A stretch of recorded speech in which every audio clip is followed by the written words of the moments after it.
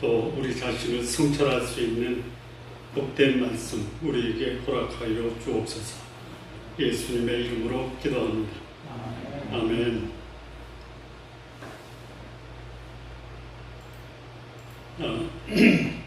오늘 이 말씀은 베드로가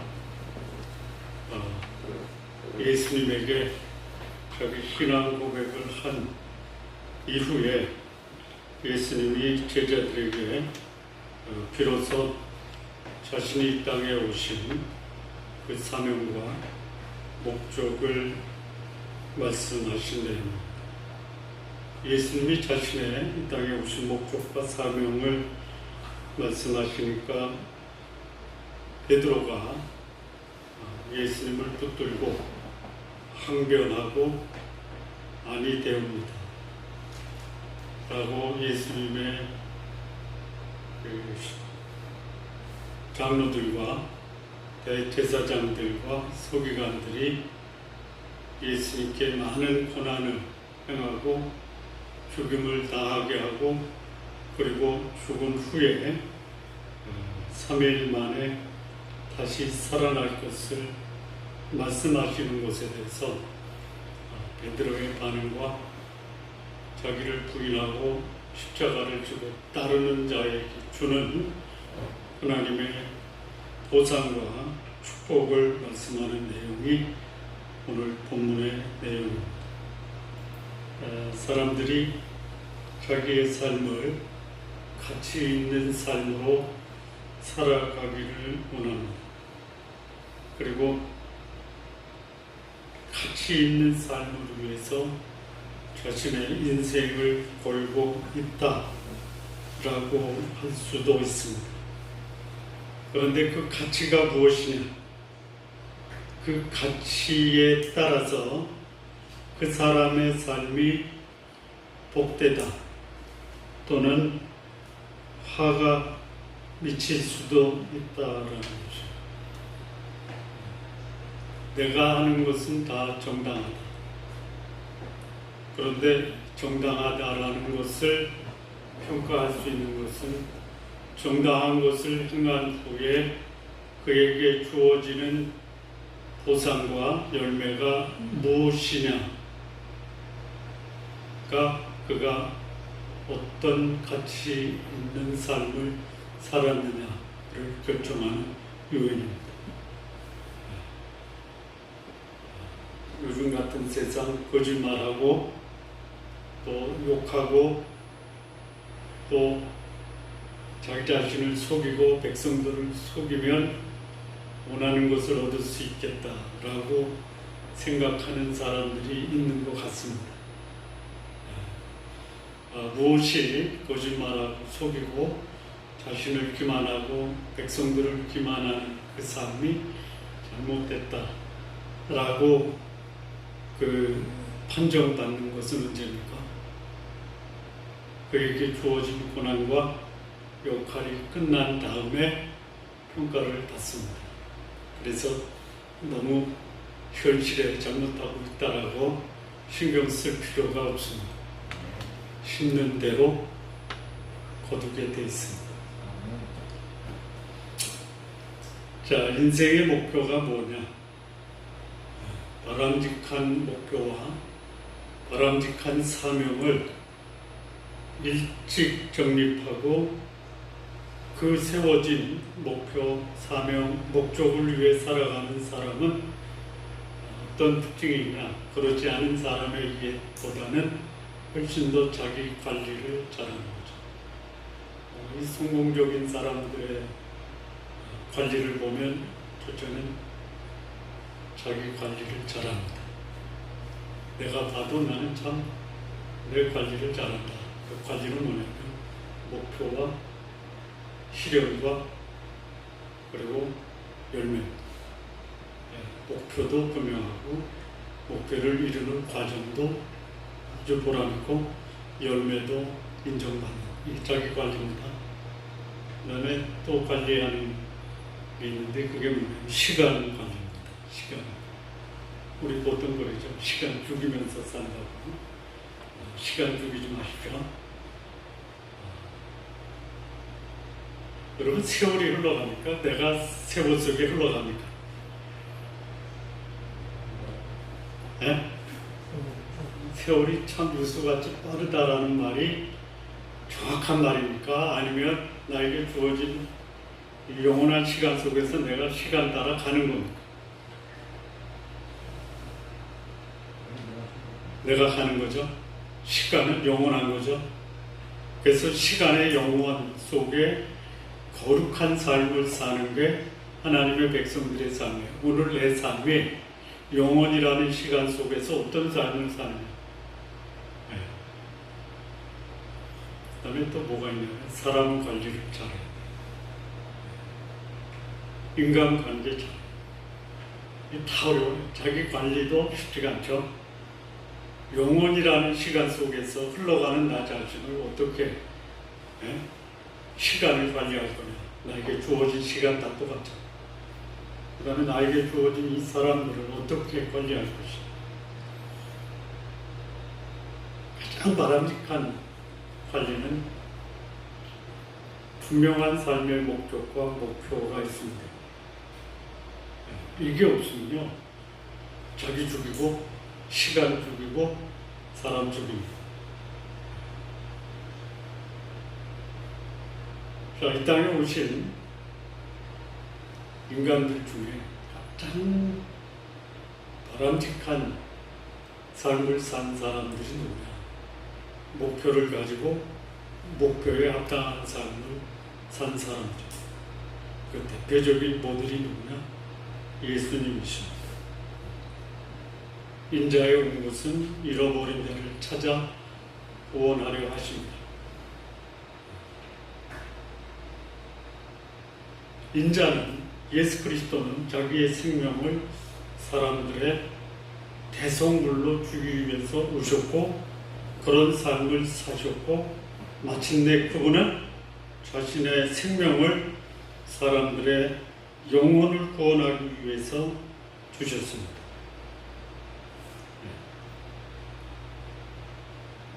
그리고 예수님은 자기가 이루신 그 사명과 목표를 계속해서 그 사명이 이루어지도록 제자들을 부르시고 제자들 중에 그 역할을 감당하는 사도를 세우셨어요.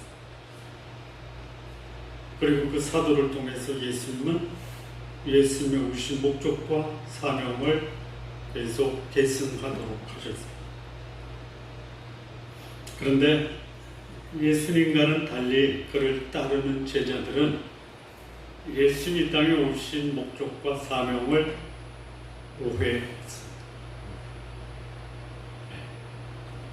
오해를 하니 예수님을 오해한 제자들이 예수님이 이 땅에 오신 목적과 사명을 얘기할 때 그거를 제대로 받아들이지 못해요. 그리고 실질적으로 예수님이 이 땅에 오신 그 사명을 실현할 때 제자들은 다 꿀꿀해요. 자, 그런데 요 말씀 전에, 그러니까 비로소 예수님이 자신이 이 땅에 오신 사명과 목적을 말씀하시기 전에 어떤 고백이 있었냐면 사람들이 인자를 누구라 하느냐. 그럴 때 베드로가 더러는 엘리야, 더러는 세례 요한, 더러는 에레미야, 또 선지자 중에 하나다. 그러니까 메시아다라는 사실에 대해서는 사람들이 공감을 해요. 그러니까 그 메시아라는 것은 하나님이 사람으로 오셔서 왕과 제사장과 선지자 노릇을 했다라고 할 때 사람들이 인자를 뭐라고 부르느냐? 선지자 중에 하나다. 그러니까 왕도 아니고 제사장도 아니고 예수님의 행적을 보니까 기적을 행하고 하나님의 말씀을 증거하는 선지자. 그러니까 하나님이 사람 되신 것에 대한 극히 일부를 사람들이 이해하고 있어요. 그래서 베드로에게 너는 나를 부르라. 베드로가 이렇게 얘기합니다. 주는 그리스도시요 살아계신 하나님의 아들입니다. 당신은 이 땅에 사람으로 오신 하나님입니다.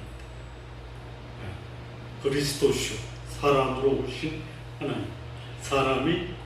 하나님이 사람이 되셨다라는 것을 베드로가 고백합니다. 그리고 사람뿐만이 아니라 당신은 하나님이십니다. 예수님이 그 고백을 듣고 시몬아 내가 복되다. 내가 이 반석 위에 내 교회를 세우겠다. 그리고 나서 비로소 말씀하신 게 오늘 본문의 말씀이에요. 인자가 백성들의 장로들과 대제사장들과 서기관들에게 많은 고난을 받고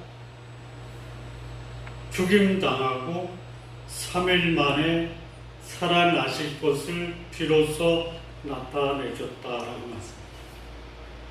여기 보면은 감추어진 그 몇 가지 좀 안 좋은 사실들이 있는데요. 한 시대의 대제사장은 몇 명이죠? 한 시대의 대제사장은 몇 명이죠? 네? 한 명. 근데 여기 대제사장을 표현할 때 한 대제사장이에요? 대제사장들이라고 했습니까? 그 당시에 대제사장은 몇 명이었어요? 네? 2명 이상이었죠. 그러니까 이미 그 유다의 종교 지도자들 사이에는 그야말로 거의 세상적이고 육신적인 그 흐름이 소위 성전의 제사장들 사이에 있었다. 예수님 당시에 대제사장 혹시 알고 있는 이름이 있습니까? 가야바라고 있었죠. 가야바. 또 한 사람이 있었죠. 안나스라고 있었죠. 이게 장인과 사이 관계입니다. 그냥 막 남발하는 거예요. 그 자리가 좋은. 백성의 장로들은 누구냐면 소위 사회적인 지도자, 정치 지도자가 될 수 있어요. 서기관이에요. 말씀을 연구하고 가르치는 사람. 그러면 이 땅에 메시아로 오신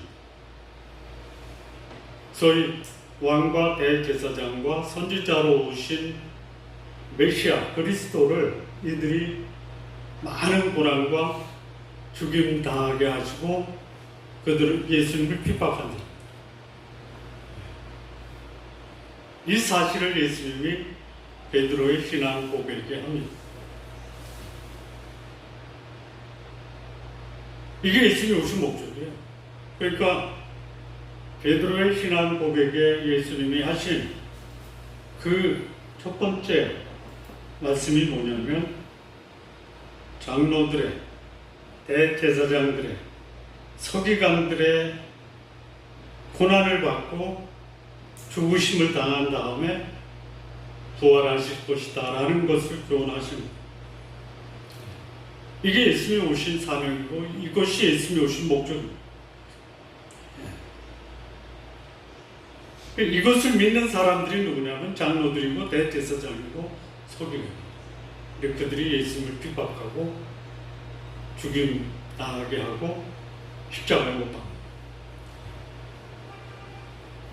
이럴 수 있어요. 하나님의 사람이 하나님을 대적할 수 있다라는 게 역사의 교훈입니다. 자, 불신자에 비해서 예수 믿는 사람이 극히 적죠. 복음적인 그리스도인이 선교학자들의 견해에 의하면 한 6% 된다고. 그리고 80억 인구 중에 복음적인 그리스도인의 숫자가 6%다라고 하면 6발에 48, 4억 8천 명 정도 되는 거예요. 굉장히 많은 거죠. 그런데 반대로 75억에서 76억이 불신입니다. 자, 그럼 4억 8천이라고 합시다. 4억 8천 중에 예수를 따르는 제자들은 몇 명이 될까요? 네? 한 10%, 4,800만. 조금 짓궂은 질문을 드리면 여러분 4억 8천 그리스도인 안에 들어가 있으시죠? 네. 그러면 그 중에 10% 4,800만에도 들어가기를 원하시죠? 네. 원하시는 거죠? 네. 원하기만 하세요. 그렇게 살지는 못해도 희망은 가지세요. 여기 베드로는 지금 우리 기준으로 볼 때 4억 8천에 들어간 사람입니까? 4,800에 들어간 사람입니까? 그렇죠. 그런데 4,800만에 들어가는 이 베드로가 예수님이 이 땅에 오신 목적과 사명을 얘기할 때 뭐라고요? 예? 붙들어요. 붙드는 게 뭐예요? 나 이 길을 따라서 죽으러 갈 거야. 이렇게 얘기하니까 베드로가 붙들죠. 뭐라는 거예요? 죽으면 안 됩니다. 그 다음에 뭐 하냐면 항변을 해요. 항변이 뭐예요? 항변이 뭐예요? 옳은 일을 하는데 나쁜 일이라고 그냥 막 대놓고 욕하는 게 항변하는 거예요.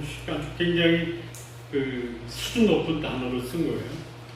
영어에 리뷰크라고 하는 단어가 있고요. 리프로치라고 하는 단어가 있어요. 이 리뷰크가 훨씬 더 강한 거예요. 붙들고 욕하는 거예요. 꾸짖고 책망하는 거예요. 누가? 예수님을 따랐던 제자 베드로. 그리고 하는 말이 뭐냐면 붙들고 욕하면서 아니 되옵니다. 예수님을 따랐던 사람 베드로에게 예수님이 자신이 이 땅에 오신 목적과 사명을 얘기하면 어떻게 해야 돼요? 저도 그 길을 가겠습니다 해야죠. 그게 쉬운 게 아니에요. 그게 쉬운 게 아니에요. 그러니까 그렇게 살기를 원합니다 라고는 하세요. 그런데 나도 베드로와 같을 수 있다라는 것 앞에서 당황하거나 놀라지 마십시오. 근데 그렇게 예수님을 그리스도시요 살아계신 하나님의 아들이다라고 고백한 이런 베드로 같은 사람을 통해서 예수님은 하나님의 나라를 완성해 가시는 거예요. 이중적 구조가 우리 속에 있어요. 한편으로는 예수님은 나의 하나님, 나의 메시아입니다라고 고백을 하면서 한편으로는 예수님을 어떤 관점으로 보는 거예요? 육신적 관점, 세상적 관점으로 보는 거예요. 거기에 익숙한 거예요. 그러니 여러분들이 이런 수는 있어요. 예수님을 믿는 큰 은혜 속에 있다가 내 인생을 하나님의 뜻을 이루는 삶으로 살겠다라고 이렇게 성장해 가고 성숙해 가는 겁니다. 그리고 내가 한 고백이 내 삶 속에 실현되기 위해서는 숱한 실수와 실패와 이 과정을 겪어야지 내가 고백했던 이 고백이 내 삶으로 실현시킬 수 있다는 거예요. 그러니까 내 삶은 참 예수님 믿고 있는 것은 맞아도 나에게 주신 예수님의 뜻을 이뤄가는 데는 아직도 부족하구나라고 하는 게 정상입니다. 정상이에요. 그러나 그 정상이 내 인생 마지막까지 가서도 예수님을 육신적이고 세상적 관점에서만 본다면 이건 돌이켜봐야 돼요. 자, 우리의 삶이 언젠가는 이거 평가받죠. 우리가 살아온 삶을 건축 과정이라고 해요. 건축. 이 건축 과정에서 내가 무슨 재료로 내 삶을 건축했는가. 할 수만 있다면 금이나 은이나 보석으로 하십시오. 나무나 풀이나 지푸라기로 하지 마십시오. 그러니까 평가할 때 하나님이 우리의 삶을 뭘로 평가해요? 여기 갚으신다고 했잖아요. 금이나 은이나 보석으로 해서 불로 심판하고 평가할 때 나무나 짚이나 풀로 내 집을 건축한 것은 다 타서 사라지고 없어져요. 그런데 남는 게 있어요. 이 세운 집은 다 타서 없어져도 남는 게 있죠. 그게 뭐죠? 신앙 고백이에요. 그러니까 예수님이 베드로를 칭찬한 거, 주는 그리스도 주요 살아계신 하나님의 아들입니다라고 고백한 것이 베드로의 뭐예요? 반석이죠. 그 반석 위에 내 교회를 세우신다고 했어요. 근데 이 교회를 세울 때 금이나 은이나 보석으로 지을 거냐, 아니면 나무나 풀이나 지푸라기로 지을 거냐, 그거 가지고 평가를 받는. 아마 짓는 거는 나무나 풀이나 지푸라기라도 지어도 마지막 심판 받을 때는 남는 게 금이나 은이나 보석만 남기를 바라시죠? 아니신가? 네, 보석으로 짓고 보석으로 남으세요. 나무를 지으면 타서 없어집니다. 그러나 이 기초가 있기 때문에 불 가운데 구원을 받아요. 그게 엄청난 축복입니다. 네? 보통 축복이 아니에요. 말 나누면 조금 더 합니다. 천년 왕국이 끝나고 무적에 의해서 사단이 잠깐 노임을 받죠. 자, 천년 동안 예수님과 성도들이 천년 왕국 동안 지상에서 왕노릇하죠. 그러면 백성들은 누구예요? 백성들은 누구예요? 천년 왕국의 백성들은 누구예요? 보기를 드리겠습니다. 두 가지 중에 하나예요. 믿는 자들이다, 불신자들이다. 천년 왕국에서 공중으로 들림받아 공중에서 어린 양의 혼인잔치를 마치고 백마 타고 예수님을 따라서 지상에 오는 성도들이 천년 동안 지상에서 왕국의 왕노릇하죠. 누구를 다스리는 거예요? 1번 성도들을 다스린다. 2번 불신자를 다스린다. 거기까지는 미처 생각을 못했다. 지금부터 생각하시고요. 말씀 보면 불신자들은 7년 대환란, 인복 나팔 대적 심판이 끝나고 수많은 불신자들이 세상에서 죽임을 당해요.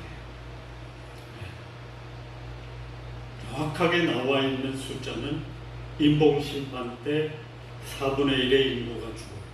80억 하면 20억이 죽어요.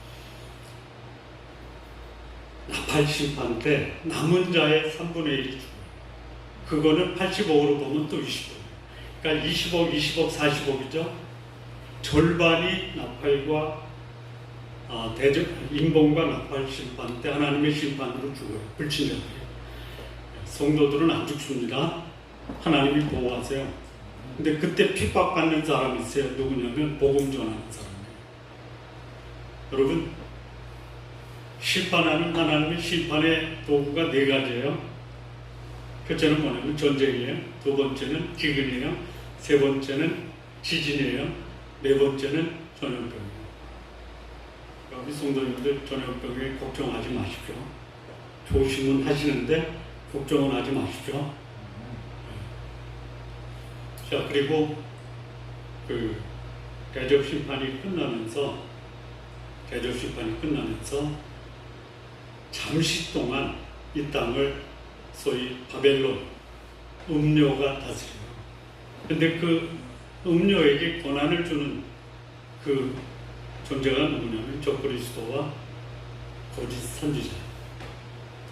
정치, 경제, 사회, 문화, 예술 모든 면에 권한을 줘요. 바벨론에게. 그래서 세상의 모든 통치자들이 이 바벨론이라는 음료의 지배 아래 들어갔다가 예수님이 공중 재림하시기 바로 직전에 이 바벨론이 산산조각이 나요. 왜 산산조각이 나냐면요, 자중진화라고 했죠. 자중진화. 세상의 음료를 따르던 세상의 군왕들이, 장군들이 이 바벨론 음료에 대항해서 이 바벨론을 표도하시고, 그리고 그때에 바다가 다 죽어요. 수많은 사람이 죽어요. 얼마가 죽는 것에 대해서는 나타나지 않아요. 그런데 성도들이 휴거해요. 그리고 공중에서 어린 양의 혼인 잔치를 치르고 백마 타고 지상에 내려와요.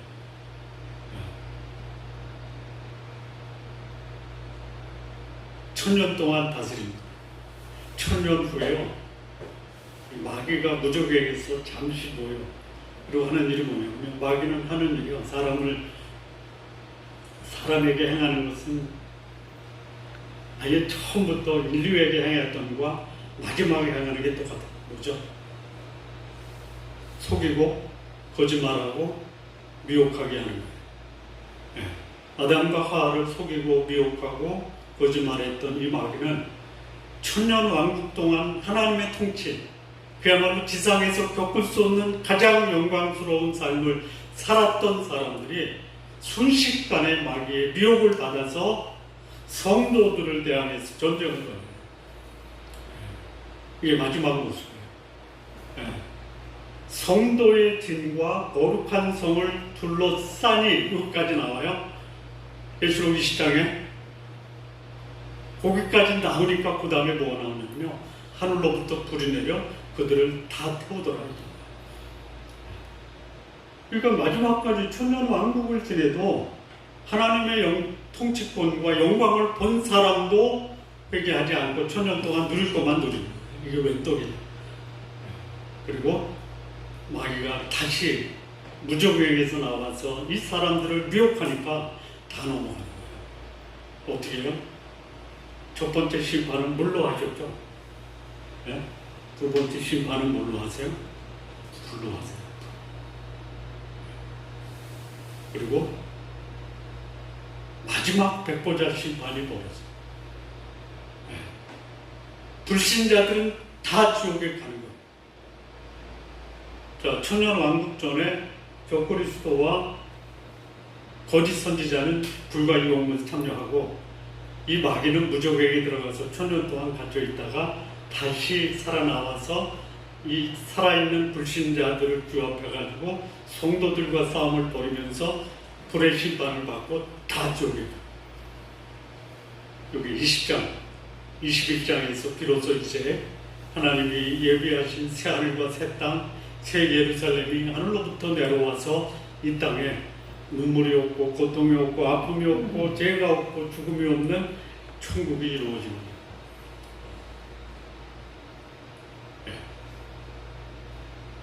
이게 말 나온 김에 한 겁니다. 너무 말을 많이 했죠.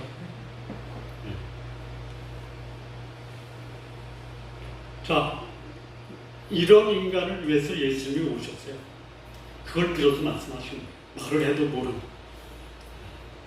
근데 그 예수님의 비로소 말씀하신 것에 대한 제자들의 반응은요, 전혀 예상 밖의 반응. 이게 제자들의 반응이라기보다는 예수님을 믿는 사람들의 반응이에요. 우리 한국교회 목사님들이 좀 조심해야 될 게 있어요. 예수 믿고 복 받으세요. 자, 그 말이 틀린 말은 아닌데요. 듣는 사람은 어떻게 들어요? 듣는 사람은 어떻게 들어요? 예수님을 믿으면 복 받죠. 네, 영생을 얻죠. 천국의 소망이 있죠. 근데 그 말을 들은 사람들은 예수 믿고 복 받으세요 하면 무슨 복을 생각해요? 자식 잘 되고, 남편 잘 되고, 집안 잘 되고, 건강하고, 이런 복으로 바꿔서 이해할 수 있어요. 그래서 조심해야 돼요. 여기 예수님이 제자들을 데리고 다니면서 병도 고쳤어요. 죽은 자도 살렸어요. 영생의 말씀을 했어요. 제자들이 감격을 한 거예요. 그런데 어느 날 갑자기 느닷없이 나 죽을 거야 하니까 아니 되고. 이게 베드로의 반응. 누구의 미혹을 받은 거냐? 사단의 미혹을 받은 거예요. 예수님의 제자를 사단이 미혹을 할 수 있어요. 베드로를 그렇게 했다라면 우리도 예외가 아니다. 조심하셔야 돼요. 기왕에 예수를 믿었으니까 우리 성도님께 권면하고 싶은 것은 제대로 알고 믿었으면 좋겠다. 제대로 알고. 하나님이 말씀하신 복과 내가 생각하는 복이 다를 수도 있다. 하나님이 나에게 주신 사명이 내가 알고 있는 사명과 다를 수 있다. 내가 사는 동기와 목적이 하나님이 나에게 주신 동기와 목적과 다를 수 있다는 것을 아실 필요가 있습니다. 여기 베드로는 사단의 지배를 받은 거예요. 여러분, 예수님 믿으면 사단이 우리 속에 들어올 수는 없어요. 왜냐하면 거룩한 성령이 계시기 때문에 성령이 결코 사단이 우리 안에 들어오는 것을 용납하시질 않으세요. 그런데 우리 밖에서 사단이 우리를 미혹해요. 여러분, 우리를 미혹하는 사단의 도구가 뭐예요? 첫째는 육신의 종욕, 안목의 정욕, 인생의 자랑, 세상과 육체가 우리를 사단의 영향권 안으로 몰아가는 거예요. 아쉬우면 방문. 또 대적 마귀가 우는 사자처럼 삼킬 차를 두루 찾고 있어요. 어떻게 해야 돼요? 깨어있어 근신하고 마귀를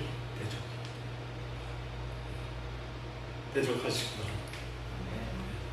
마귀와 더불어 살지 말고 마귀를 대적하시면서 사시기 바랍니다.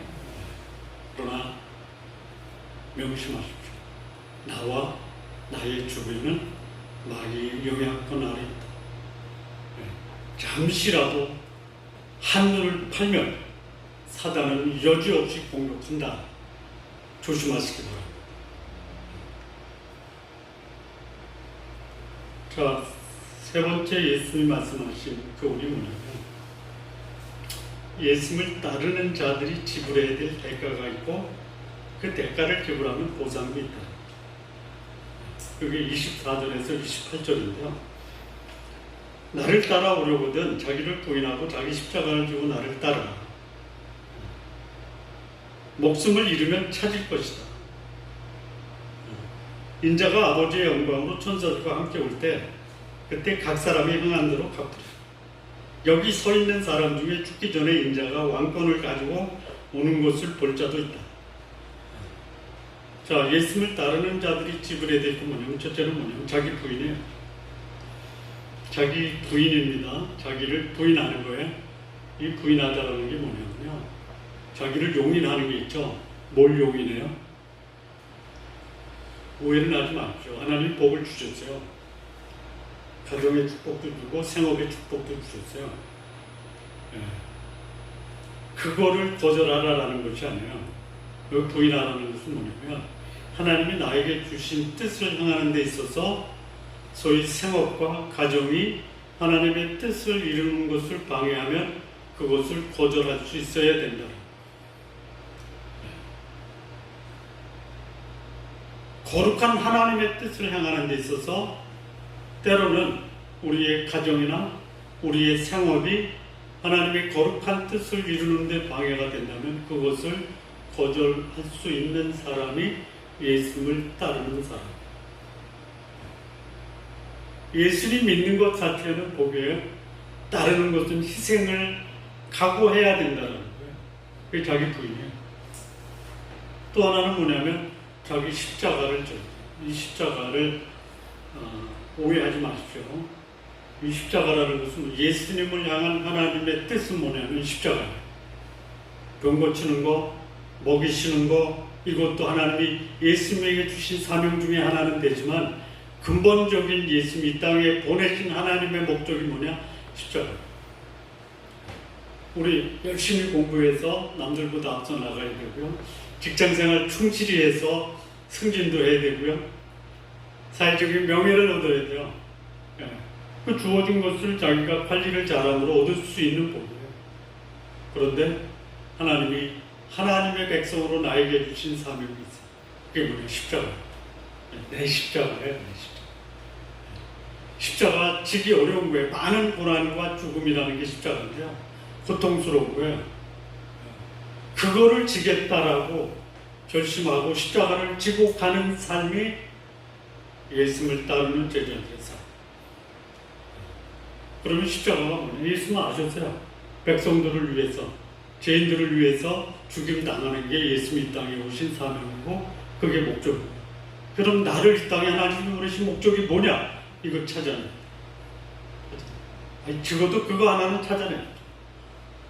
네. 뭐 이렇게 하셔도 돼요. 나는 사랑하는 아내와 사랑하는 자녀들을 가장 행복하게 해주는 것이 하나님이 나에게 주신 사명이다. 그럼 소중하게 여기십시오. 네? 그거 못하는 남자들이 얼마나 많아요. 여성들이 눈물 흘리는 게 남의 남편 때문에 눈물을 흘립니까? 내 남편 때문에 눈물을 흘리십니까? 여기는 눈물 흘리는 여성들이 없어. 저는 봤어요. 네. 그런데 하나님이 나에게 주신 십자가가 내 안에 사랑하고 행복하고 내 자녀들 건강하게 키우고 행복하게, 이게 사명인 사람 남자들이 있어요. 그렇게 사십시오. 그것도 못하면서 하나님의 나라를 위해서 십자가 지겠다. 업을 성소입니다. 하나님의 뜻을 위해서 하나님이 나에게 주신 십자가를 질 때 부모나 처자나 형제나 자매를 미워하지 않으면 능히 내 제자가 될 수 없다.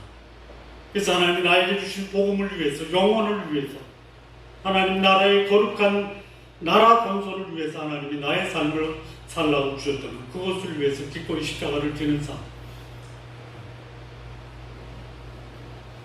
그런 삶을 사시기 바랍니다. 그러면 어떻게 해요? 보상이 있어요. 보상. 이 보상이 보통이 아니에요. 잃으면 찾는다. 목숨을 잃으면 찾는다. 여러분, 목숨을 잃으니까 찾은 사람들 많죠. 역사 속에. 죽을 것을 각오하고 의를 위해 살다 보니까 그 사람을 죽이려고 하는 사람이 감동을 받아서 오히려 기회를 주고 그를 높이는 경우도 있죠. 있어요. 있어요. 하나님 나라는요, 잃으면 얻는 거예요. 잃으면 얻어요. 지키면 잃어버려요.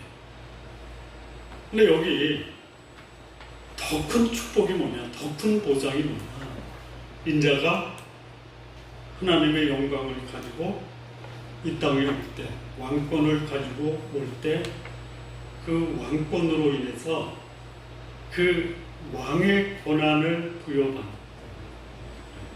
인자가 아버지의 영광으로 천사들과 함께 와요.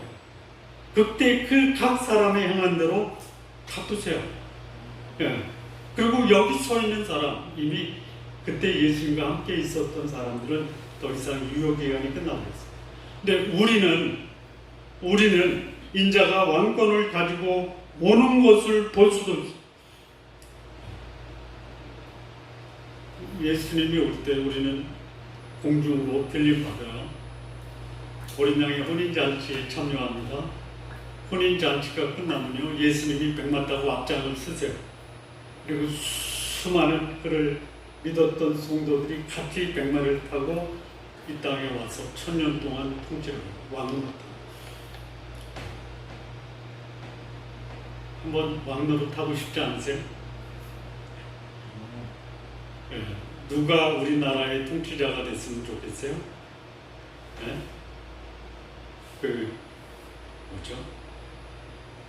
뭐는 공정하고 뭐는 정의롭고 뭐는 뭐죠? 그런 통치자가 되고 싶죠. 공정하다고 하면서 편파적이고 정의로운 것이 아니라 불의가 난무하고, 이거 속이는 거 아니에요. 속임의 능수인 사단의 영향을 받은 통치자들은 같이 불과 유황에 타는 불못에 던지는 거예요. 그런데 정의로운 통치자, 그리고 공정한 통치자, 모든 사람에게 차별이 없는 이런 지도자, 자기를 희생하는 지도자가 통치를 한다. 하나님 나라예요. 그런 통치자가 우리가 될 거다. 이게 보상을 주는 거예요. 그러니까 우리가 예수를 믿고 구원받아 하나님의 자녀가 됐다는 것은요, 머지않은 장래에 우리는 그 예수님과 더불어 왕노릇. 이게 보상이야. 이게 보상이야. 자, 마무리 짓겠습니다. 우리가 이 땅에 살면서 가장 귀하고 복된 삶이 뭐냐? 나를 향한 하나님의 뜻이 무엇이냐? 그것을 분명히 알고 그 뜻을 이루어가는 삶이 가장 복되고 귀한 삶이에요. 예수님의 삶을 한마디로 요약하면 예수님은 하나님을 알고 그분의 뜻을 이루어가는 삶이십니다. 예수님 마지막 시작에서 하신 말씀이 뭐냐면 다 이루었다. 우리의 삶이 하나님이 원하시는 삶을 살기 위해서는 나를 향한 그분의 뜻이 무엇인지를 좀 적어보세요. 요즘 저는 이제 나를 향한 하나님의 뜻이 뭘까 하다가 성경 66권 다 강의하는 것이 나를 향한 하나님의 뜻이다. 첫 번째. 두 번째는 나를 만나는 사람은 나 예수 믿고 구원받아야 되겠다. 요즘 새로운 사명이 하나 생겼는데 성경 66권 전체에 대한 성경 공부 교재를 번역합니다. 3분의 2가 끝났습니다. 목사가 성경 말씀을 제대로 알고 말씀을 전해야지 그 번역을 하면서 제가 경험한 것은 머리 좋은 20대 때 이것을 했습니다. 나이 들어 60대 후반에 이것을 하니까 이 머리가 안 돌아. 머리는 돌아가는데요. 눈이 안 돌아. 그래서 폰트를 처음에 10에 했다가 지금 12로 올렸어요. 안 보여요. 그런데요. 이 보통 감격과 감동입니다. 난 이 감동을 우리 성도들과 나눠야 됩니다.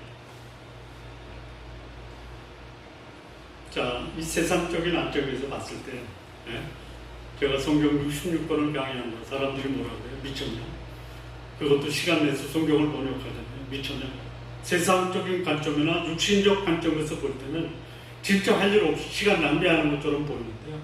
그거만큼 가치 있는 일이 없다. 육신적 관점에서 보면 예수님의 삶, 십자가를 감당하는 삶은 제자들이 받아들이기 어려웠던 거예요. 그것이 예수님이 땅에 오신 사명의 목적. 그렇다면 예수님을 믿는 신앙 고백이 분명한 사람, 우리의 신앙 고백이 우리의 삶으로 전환되는 이 과정의 삶이죠. 고백은 했는데 삶의 내용은 고백과 다르다. 이거는 열매가 고백만큼 나타나지 않을 수 있다. 삶으로 살아내야 한다. 신앙 고백이 분명하다면 이제는 나를 향한 하나님의 뜻이 무엇인지를 우선적으로 알아. 여러분, 복음을 위한 삶과 육신을 위한 삶이 결코 병행하기가 쉽지 않아요. 복음을 위해 살면서도 평안하고 부유할 수 있어요. 그러나 복음을 위해 산다고 하면서 하나님이 나에게 주신 사명이 있을 때 그 삶은 내가 육신적으로 누리는 삶을 내려놓을 때도 있다. 진짜 세상적으로 보면요, 존경받아 나타나요. 삶을 보면요, 어떻게 그런 교육과 그런 훈련을 받았는데 살아가는 삶의 모습은요, 그야말로 사회 하층부의 1%의 삶을 살아가는 복음 증거자들이 있어요. 그들이 잘못됐냐? 아니라는 것이죠.